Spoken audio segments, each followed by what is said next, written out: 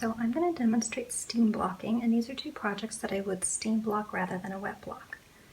First up is a sweater that I did do a wet block on the pieces, but then I sewed them together. And so you can see here the seam has like a little, almost like a little texture to it, sort of sunken in the middle.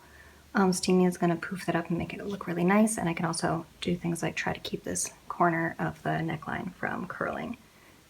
And then I also have this hat, which is knit in the round, so it's three-dimensional. It's also quite textured. So I want to steam this so that I can get some of these lumpy bumps at the top to smooth out, and also to get the texture to smooth out a little bit. So I've set up my steam iron, and I've set it to wool. This is a wool mohair blend, but really you can do anything on the lowest setting where you can get steam. So even if you're doing something like a silk or that doesn't want you to go up that height on the iron, that's okay, because we're not going to be ironing, we're just going to be using it to steam. You can also use a steamer, but personally my iron works better than my steamer for this. So I'm going to set this so that it's hot enough to steam, and I want to set it to kind of the highest steam level so it really goes ch-ch-ch-ch and shoots out a lot of steam. I'm going to start with this little curl on the neckline. So I'm going to hover over with the iron. It's about 1 inch off of the surface because I don't want to press it, I don't want to touch it. We just want to shoot it with some steam. Then I put the iron away, and any touching happens with my hands. Be a little careful about the heat, but it's not too bad because again, we're not pushing the iron on there. So just kind of pat it into place. Looks pretty good. And I'm going to shoot it with a bit more steam now that it's where I want it to be. Your iron might have a little extra steam button like mine. I like using that for blocking because it gives it a little extra shot of steam. And then again, being careful of your hands. It's really not that hot, but your iron might be different than mine. Flatten it out. So that already looks a whole lot better. Let's do one of these shoulders, and we can look at the two shoulders as before and after. So I'm going to try to not steam right along the line of the sleeve at the top because I don't want a really hard fold there. There is a bit of a fold from being wet blocked, but steaming that in would make it even more. So I'm going to give a little steam again. I can do my shot of steam button to really get a whole lot in there. Put the iron away, and any touching happens with your hands, not the iron.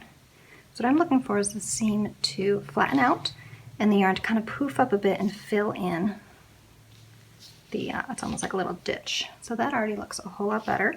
And again, once I've got it where I want it, I like to steam it one more time. There we go. And of course, we want to get it on the other side. Some steam have just gone all the way through, but not quite as much. It does already look better than the first side look though. So I'm giving it a nice little steam, and mush it with my hands. So with most fibers, this will really cause them to bloom or poof up and fill in some spaces. It's not as intense as a wet blocking, but for finishing work like edges and seams, I like it quite a bit.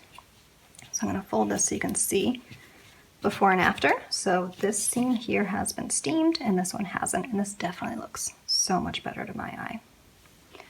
So you want to leave this till it feels like it's not as damp and hot anymore. I'm going to cheat and move it out of the way so I can show you my other piece, but I'm going to try to be a little careful with it.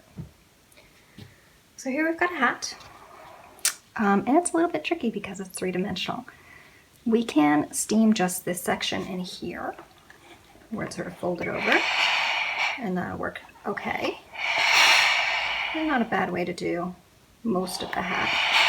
So again, lots of steam, iron goes away, and your hands are going to manipulate this. And I'm going to kind of stretch this one out just a little bit too, to try to get it to flatten out. So we can keep going around like that. I might, in real practice, leave it a little longer, but I'm trying not to make you watch for too long. But eventually we're going to need a different technique to get to the crown of the hat because it's not going to be accessible. It's all bunched up in here. And that's when it's helpful to have a different tool. So if you happen to be a sewist like me, you might have one of these guys. You might even have one and not know what the heck it's for if you had a sewist in the family who left you, all their craft supplies. It's called a pressing ham, and it's kind of shaped like a ham, give or take. Not a very big one. And it's used to create curves. So with all the different angles here, you've got some different curves that you can get in to shape a piece. So I'm going to tuck this into my hat. I'm just going to focus on one little section.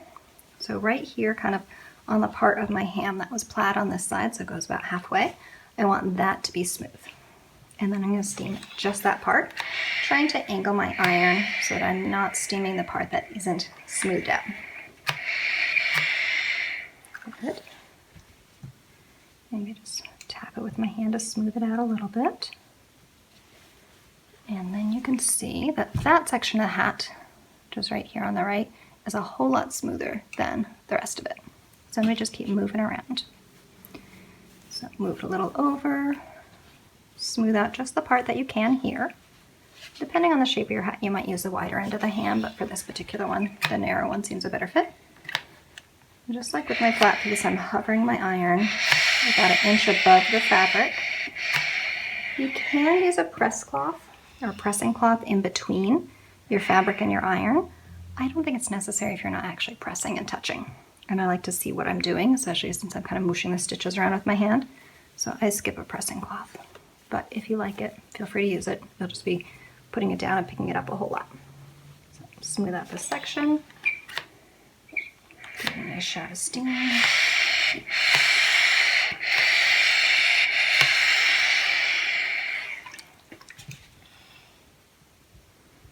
Pat it into place. Sometimes I'll do another steam, but this seems really good, so I don't think I need to. Some yarns just kind of take to this a bit better than others and quicker. Sometimes you need to work a little harder and do some repetition.